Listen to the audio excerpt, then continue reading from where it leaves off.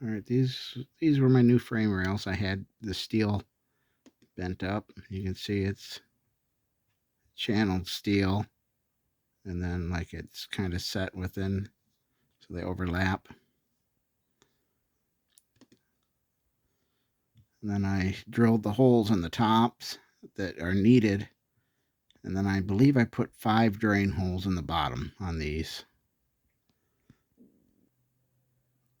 You can see when I got I know I'm recording off a computer, so the images are really bad. But this is my frame rails.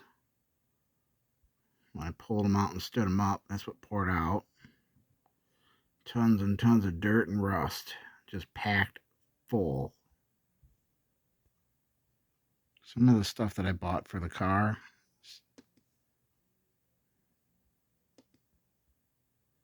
That was when I was jacking it up. Since the frame goes past the wheels, I had to use 6 jacks, so I had to keep switching back and forth from the inside to the outside of the frame as I was getting it out from underneath the body. A lot of work. I kind of wish this was a factory ride height because I kind of like it.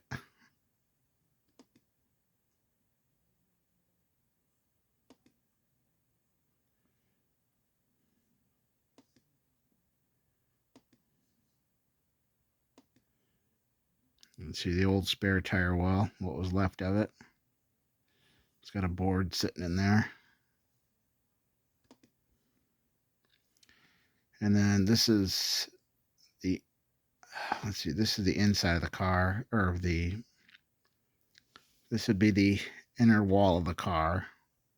This is the space where the gas tank is. This is the inner outer panel for the body, for the side. There's like 2. And it's got this little access panel in here, which nobody's ever been able to tell me what the purpose of that access panel is.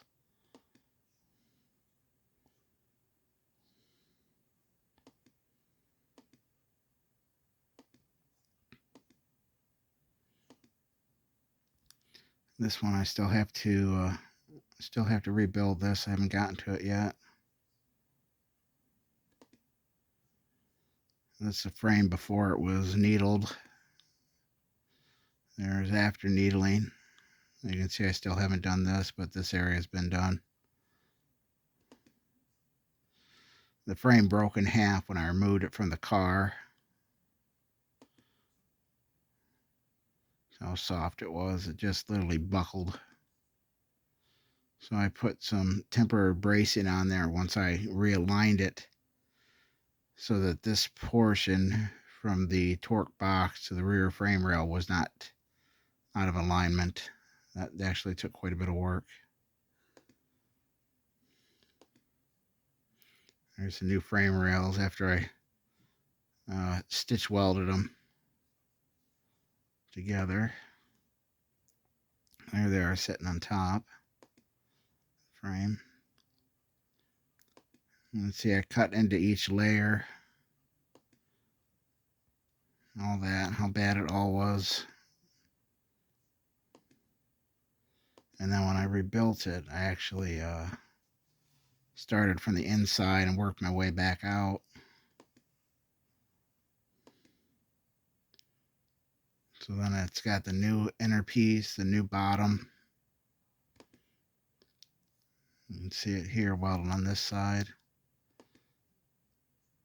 And there is another shot of it. This was just a scrap piece, so it didn't quite fit, but I was plating it anyway. But you can see it's now on the outside of the box.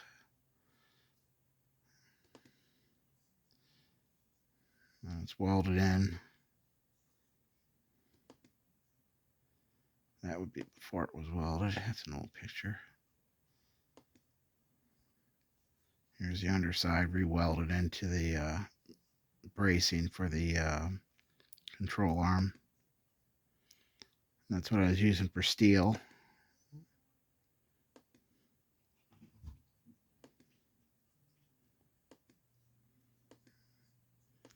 It's the same photos. And the frame rail again, and see how bad it is. Originally, I thought, well, maybe I can plate it. And then I looked at it. I'm like, no, there's no way. Here it is welded in to the vehicle. What I did, you could see like some weld here. I welded a pole going across, or a square tubing, to hold it in place so it wouldn't stretch or shrink and twist up and down motion or anything, or swing in or out, while I wrestled this in, because I had this as a real nice snug fit.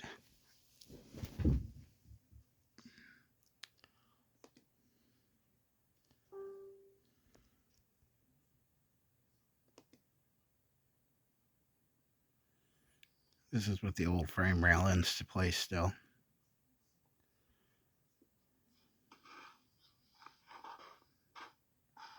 That frame buckled when I took it off.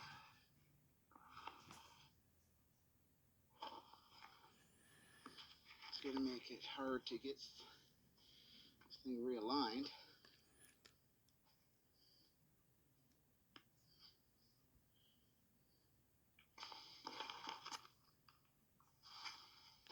Thankfully, I was able to find a sheet that showed what the dimensions were of the frame, so I knew where to set it for the proper angle and degrees. See this side here. See it puckered. That's because the frame actually bent. Yeah, it puckered right there too. Problem is, the body was holding the frame rigid. The body was so solid. You see, when the frame flexed back here, I mean, it cracked welds and everything. So